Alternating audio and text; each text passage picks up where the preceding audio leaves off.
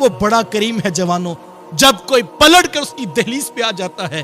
اس کے بندوں کو راضی کر کے، اس کے بندوں سے معافی مانگ کر جب کوئی اس کی دہلیز پہ آ جاتا ہے تو آنے والوں کو خالی نہیں پلٹاتا ہے۔ حدیث میں آتا ہے جب بندہ مالک کی دہلیز پہ آتا ہے اور آ کر عرض کرتا ہے کہ مولا میرے گناہ معاف کر دے، تو آقا فرماتے ہیں التائب من الذنب کمن لا ذنب لہ،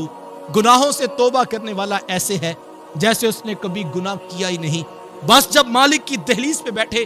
پورے توکل کے ساتھ، پورے تیقن کے ساتھ بیٹھے کہ میرا رب مجھے ضرور معاف کرے گا، جتنا تیقن مضبوط ہوگا، جتنا اس کی ذات کا توکل حاصل ہوگا، اتنی جلدی توبہ قبول کر لی جاتی ہے۔ اور سارے آسرے، سارے سہارے چھوڑ کر جب کوئی اس کی دہلیز پر اس کی ذات کا تیقن کر کے بیٹھتا ہے تو اللہ اس کو ضرور عطا کرتا ہے۔ مسجد نبوی ہے، صحابہ حضور کے پاس بیٹھے ہیں، ایک شخص کونے میں آ کر اس نے 2 رکعت نفل ادا کیے۔ نماز پڑھ لینے کے بعد جب اس نے دعا کے ہاتھ اٹھائے تو اس کے لبوں پہ لفظ کیا تھے؟ اللہم انی اسألک انک انت اللہ لا الہ الا انت، اے اللہ میں تجھ سے اس لیے مانگتا ہوں کہ تو میرا اللہ جو ہے، لا الہ الا انت، مولا تیرے علاوہ میرا کوئی اور ہے بھی تو نہیں۔ جب اس درد کے ساتھ اس نے مانگا تو آقا کریم علیہ السلام نے پاس بیٹھے صحابی سے کہا، وہ جو کونے میں بیٹھا دعا مانگ رہا ہے اسے بشارت سنا دو، عرش کے رحمان نے تیری دعا قبول کر لی ہے۔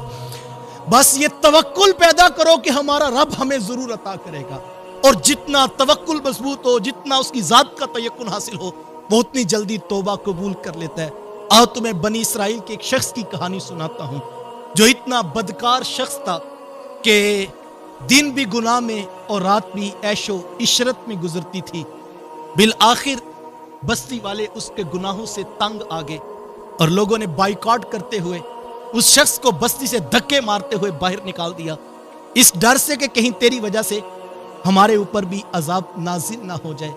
وہ ددکارا ہوا نوجوان جنگلوں کی راہ لیتا ہے اور جنگل میں گزر اوقات کرتا ہے۔ بالآخر کتنے دن جنگل میں گزر سکتے تھے، بھوک کی شدت اور پیاس کی تڑپ نے اس کو ہرا دیا، اور وہ پھٹے پرانے کپڑوں کے ساتھ جنگل کی خاک چھانتا ہوا زندگی اور موت کی کشمکش میں جب تڑپنے لگا تو آخری بات جو اس نے اپنے رب سے کی، اس نے عرض کیا، مولا دیکھ آج تیرے بندے کے سارے رشتے ناتے ٹوٹ گئے، اور جو عیش و عشرت کی داد دیتے تھے آج وہ بھی میرے ساتھ نہیں ہیں۔ مولا میں زندگی اور موت کی کشمکش میں ہوں، میرے پاس کوئی ایک گھونٹ پانی پلانے والا بھی نہیں ہے، اگر تو مجھے معاف کر دے اور میرے معاف کرنے سے تیری سلطنت میں کوئی کمی آتی ہے یا مجھے عذاب دینے سے تیری بادشاہت میں کوئی اضافہ ہوتا ہے تو پھر میں تیرے سے کوئی سوال نہیں کرتا، پھر میں کبھی نہیں کہتا تو مجھے بخش دے، اور اگر تیری سلطنت میں نہ کمی آتی ہے اور نہ تیری بادشاہت میں عذاب دینے سے اضافہ ہوتا ہے تو دیکھ آج میرے پاس کوئی بھی نہیں ہے اور تو میرا گواہ ہے، اور میں نے بڑوں سے سنا ہے کہ تو غفور الرحیم ہے، تو اگر تو مجھے معاف کر دے تو تیری کرم نوازیاں ہیں۔ یہ کہتا کہتا وہ نوجوان، اس کی آخری سانس ٹوٹ گئی اور وہ موت کی آغوش میں جنگل کی خاک چھانتے چھانتے فوت ہو گیا۔ بس اس کی آخری توبہ کی ہچکی تھی، ادھر حضرت موسیٰ علیہ السلام تک پیغام وحی پہنچ گیا، موسیٰ جلدی کرو جلدی کرو، جنگل میں ہمارے دوست کا مرگ ہو گیا ہے، موسیٰ جلدی کرو وہاں پہنچو، اور موسیٰ تم نے جو ہے اس کو غسل بھی دینا ہے، موسیٰ تو نے اس کو کفن بھی دینا ہے، تو نے اس کا جنازہ بھی پڑھانا ہے، اور موسیٰ منادی کروا دو کہ رب کا اعلان ہے ہمارا دوست جنگل میں فوت ہوا ہے، اگر کوئی شخص ہمارے اس دوست کے جنازے میں شریک ہوگا، جو جو جنازے میں شامل ہوگا، موسیٰ اس کو خبر دے دو، رب اس کو بھی بخش دے گا۔ اب ایک منادی کرا دی، لوگوں کا ہجوم شوق فراواں کہ اللہ کے دوست کا جنازہ پڑھنا ہے، لوگ وقت نکال کے جلدی جلدی حضرت موسیٰ علیہ السلام کی قیادت میں جنگلوں کا رستہ دیکھ رہے ہیں، اور لوگ بڑھتے جا رہے ہیں، اور حضرت موسیٰ اللہ کے دوست کو تلاش کر رہے ہیں۔ کسی کو نہیں پتا کون سا دوست کہاں رہنے والا، کدھر سے آیا تھا، بس اتنی خبر ہے جنگل میں تلاش کرو، ہمارا ایک دوست ہے جو جنگل میں پڑا ہے، موسیٰ تو نے خود جا کے اس کا جنازہ پڑھانا ہے، کفن بھی دینا ہے، غسل بھی دینا ہے۔ اب لوگوں کا ایک ہجوم جنگل میں اس شخص کو تلاش کر رہا ہے۔ حضرت موسیٰ علیہ السلام جب उस शख्स तक पहुंच गए, लोग आगे बढ़े, हम अल्लाह के दोस्त की जियारत करना चाहते हैं, लेकिन वो फटे पुराने कपड़े,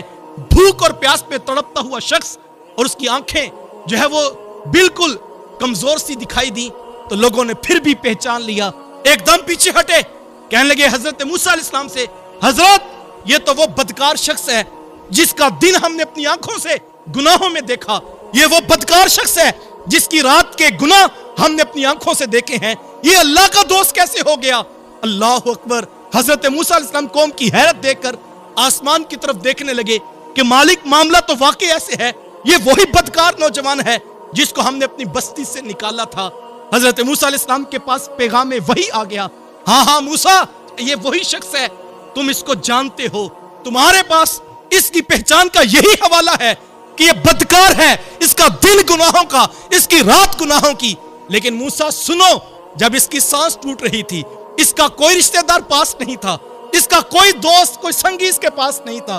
मूसा अकेला तड़पता हुआ हमारा बंदा, मूसा ये सारा दिन सारी रात अकेला जंगल में हमें पुकारता रहा, मूसा हमारी रहमतों ने गवारा ना किया, जो अकेला होके हमें पुकार रहा है तो हम उसकी पुकार को कैसे ना सुनते। और मूसा मुझे अपनी जात की कसम, अगर ये शख्स